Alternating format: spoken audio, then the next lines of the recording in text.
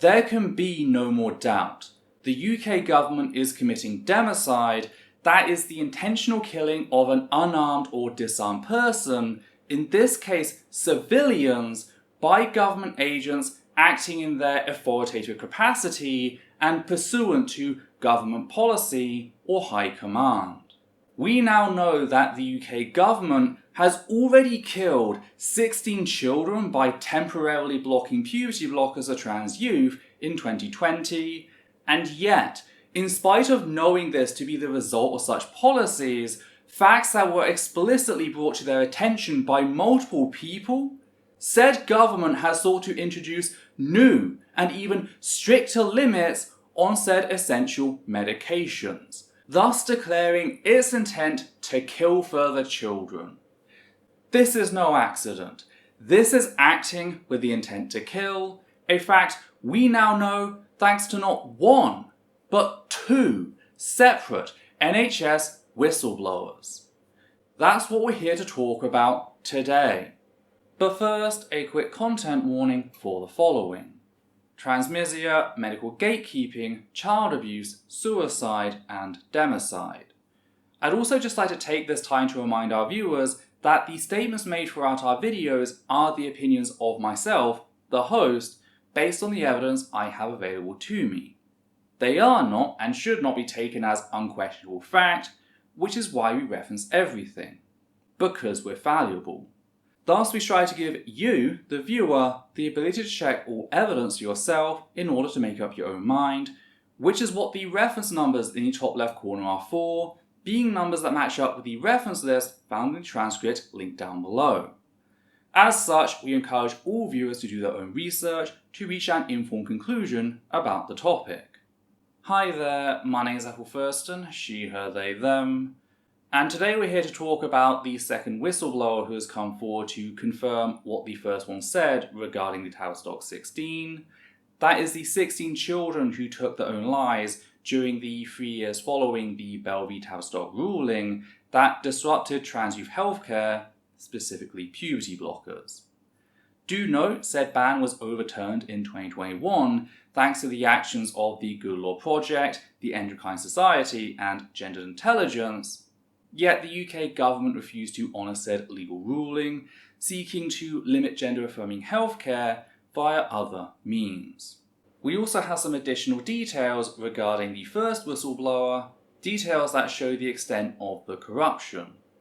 Perhaps most notable is the fact that Dr. Hilary Cass, the author of the Independent Review of Gender Identity Services for Children and Young People, better known as the Cass Review, was seemingly aware of said atrocity and decided to assist the UK government in covering up the deaths of 16 children, omitting key evidence in the process. This is especially important seeing as the Cass Review acted as the primary excuse to once again officially ban puberty blockers of trans youth in 2024.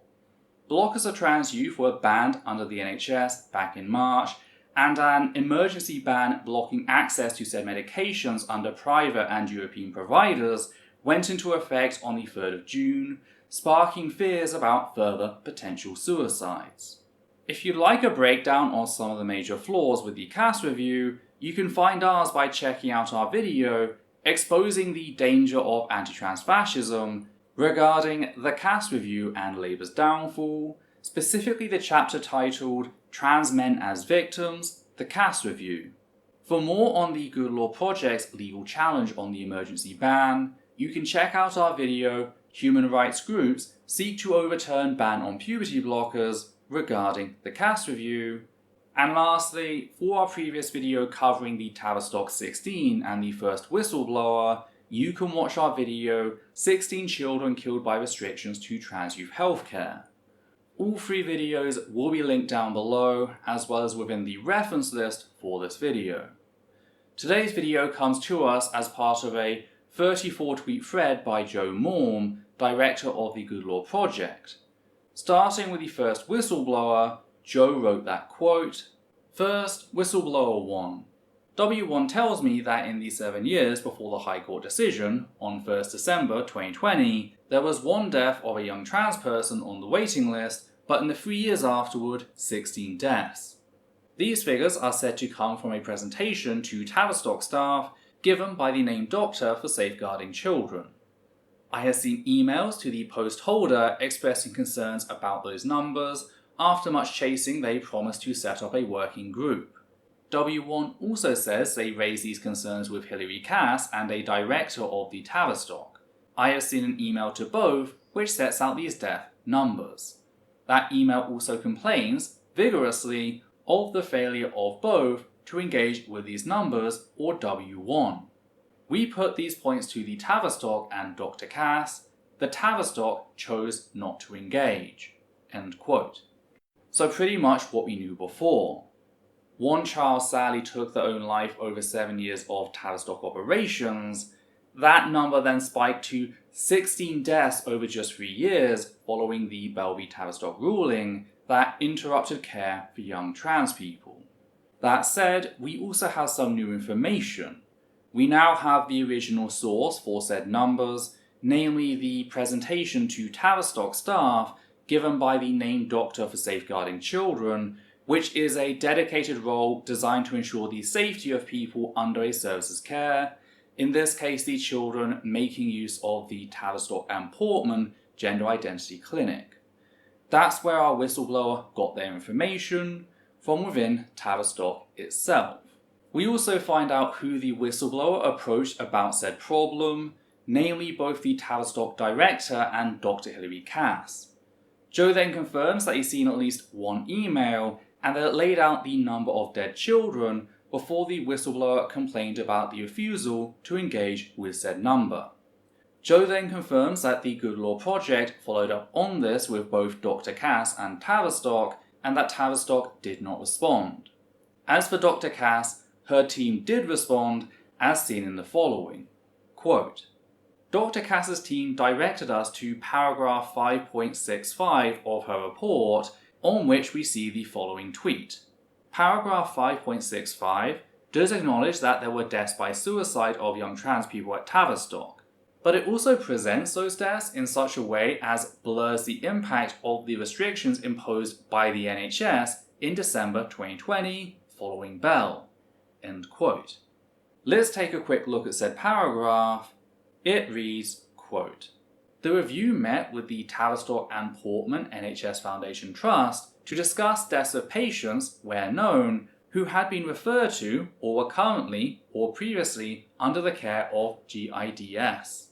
The patients who died by suicide between 2018 and 2023 were described as presenting with multiple comorbidities and/or complex backgrounds. In addition, the Trust observed that risk of suicidality was heightened at transition points in patient care, for example, between child and adult services. The young people were more likely to be registered female at birth, identifying as male in adolescence." End quote. Again, this is the paragraph Dr. Cass's own team directed the Good Law Project towards when asking about why discussion on the Tavistock 16 wasn't included. Which, to me, spells out that Dr. Cass was aware of said suicides and that they, the one death prior to the Bell v Tavistock ruling and the 16 deaths since said ruling, are what's being referred to in the line that, quote, "The patients who died by suicide between 2018 and 2023 were described as presenting with multiple comorbidities and/or complex backgrounds." End quote. This actually gives us some information in that it tells us when the first death, the one prior to the ruling, took place, namely sometime in 2018. Whilst it's possible that this was just a tragic coincidence, it should be noted that this is when transmisia as an industry really took off, particularly in the UK. It's around this time that the far right made the switch from bathroom bills, which, while successful to begin with in places such as the US, never really took off in the UK and had even begun to fail across the pond, to instead target trans participation in professional sports, which evolved into trans participation in school PE and eventually trans youth in schools, acting as the springboard for the fear-mongering regarding trans youth, the very same fear-mongering that led to the Bell v Tavistock case. So that's one suicide in 2018, then for 2019 and most of 2020, because Bell v Tavistock was ruled on in December of 2020, no further suicides. Following Bell v Tavistock, so the final month of 2020, plus 2021, 2022, and 2023, 16 children took their own lives. That's more than 5 a year. So we went from 1 in 7 years to just over 5 a year. That's a staggering increase, making mention of comorbidities a desperate bid, as if that'd explain how we went from 1 across 7 years to 5 a year. It doesn't. As for Joe's argument that Dr. Cass blurred the suicides in an attempt to bury the lead, I have to agree. As someone who read through the Cass review and analysed what it chose to focus on, I am fucking appalled by just how long Dr. Hilary Cass spent catastrophizing the facts that gender affirmative care was becoming more accessible and promoting known pseudoscience regarding the assigned gender of who was referred. Pages and pages were wasted to imply that young girls were being pressured into claiming that they're trans without evidence, promoting the known pseudoscience of rapid onset gender dysphoria in all but name. And yet, for as much time as was wasted on said nonsense, Dr. Cass failed to discuss the sudden spike in trans youth suicides following the Bell v Tavistock ruling. And I say failed because that is exactly what she did. It was Dr. Cass's sworn duty, at least officially, to safeguard children, yet she opted to bury the lead on trans youth suicides following the Bell v Tavistock ban, effectively omitting key evidence from her report whilst promoting known pseudoscience. This allowed for her report to be invoked to enact another, this time even more extreme ban on those very same life-saving medications. From what evidence I have available to me, Dr. Hilary Cass is nothing less than a hack doctor who tried to help the UK government cover up the unnecessary deaths of 16 children for her own personal and ideological ends, assisting in the government-sanctioned democide of trans youth, meaning that any trans youth suicides that follow her report are blood on her hands. Dr. Hilary Cass had the chance to disclose this information to save children's lives, yet she chose not to. And because of her choices, children are going to be killed via inadequate healthcare. She may not have been the one to pick up the meat cleaver, but she marks said children to be butchered nonetheless. In any just system, Dr. Hilary Cass would be forced to stand trial for her crimes. But since we don't live in a just system, it's on all of us to make sure that we never let her forget where the blood on her hands came from for as long as she lives. May it be a short and miserable life. With that noted, we can finally move on to the title of this video, namely the facts that a second NHS whistleblower has come forward to confirm what the first told us, as seen in quote. Then whistleblower 2. W2 confirmed that they agree with the numbers on the presentation prepared by named doctor for safeguarding, the numbers given above in respect of W1. W2 says that when staff working at the Tavistock planned an open letter, they were threatened with disciplinary proceedings and being reported to their regulatory bodies if that letter contained the death numbers.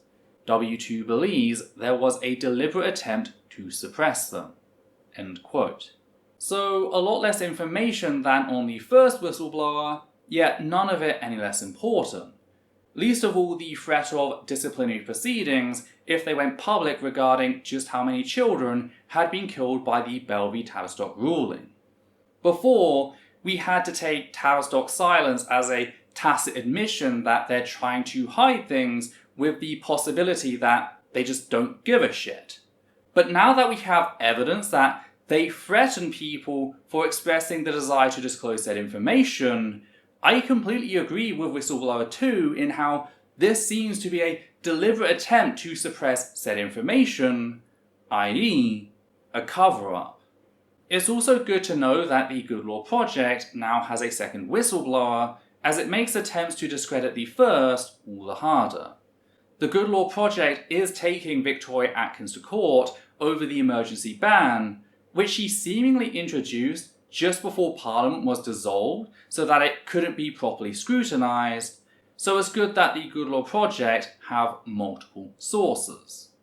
I'm not a lawyer, but I know that whistleblowers can be protected from retaliation if they reasonably believe that the wrongdoing they disclose is in the public interest. I think that working alongside the Good Law Project should offer them at least some protection from retaliation, especially seeing as there are multiple whistleblowers saying the same thing. This isn't just one rogue person risking their career to try and save lives, it's two. The last thing I want to do is read out the last few tweets, which really highlight the severity of the current situation in acknowledging that, quote, Good Law Project has supported several inquests into the deaths of young trans people on NHS waiting lists. I have spoken to the families of young trans people who have taken their lives whilst on the waiting list, and my inbox is full of emails from terrified parents. Our debased national discourse around trans people, the harassment of clinicians, its politicisation by some ministers, journalists, cheerleaders in the NHS has, I think on the evidence, led to young people taking their own lives. This is a profound, emerging national scandal. Just before Parliament was dissolved on 30th of May, the Health Secretary, Victoria Atkins, locked the shutters with an immediate ban on trans young people obtaining in the UK puberty blockers prescribed by regulated prescribers in France, Germany, Switzerland, and throughout Europe. I am aware of a number of young people who, entirely predictably, tried to take their own lives in the immediate aftermath of Victoria Atkins' emergency regulations. They will inevitably make things worse. We are challenging those regulations. See here, end quote. With Joe then linking the Good Law Project crowdfunder to take Victoria Atkins to court, a link which will be included in both the description and the reference list. But I just wanted to focus down on that one line, that quote, I am aware of a number of young people who entirely predictably tried to take their own lives in the immediate aftermath of Victoria Atkins' emergency regulations, end quote. This is no longer theoretical. We have confirmation by a trusted source that the new puberty blocker ban is having the exact same impact as the previous, a fact those responsible for said bans were fully aware of. That is why I open this video by acknowledging that there can be no more doubt left, that the UK government is committing democide, the intentional killing of an unarmed or disarmed person, in this case civilians, specifically children, by government agents acting in their authoritative capacity and pursuant to government policy. This is no accident. This is acting with the intent to kill, a fact shown to us not merely in what the whistleblowers have told us, but also in Dr. Hilary Cass's flippant response to the Good Law Project. Anyone who wasn't an absolute monster would have stopped and asked for more information rather than rush to defend it by blaming comorbidities.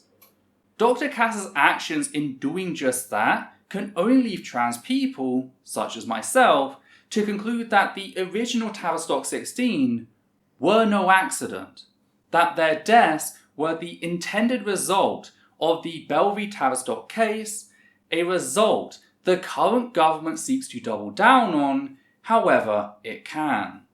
As Joe put it, this is a profound national scandal, and it is beholden on us to make sure that it doesn't get buried, because the UK press are currently refusing to report on the topic, seemingly because of their own complicity in creating the environment that enabled the government to do this. I want to see people carrying 16 child-sized coffins to every government protest. 16 coffins to represent the Tavistock 16 along with any other children the government has already killed with their latest ban. Because that's the truly tragic thing. We won't know the cost of said violence for years, if ever.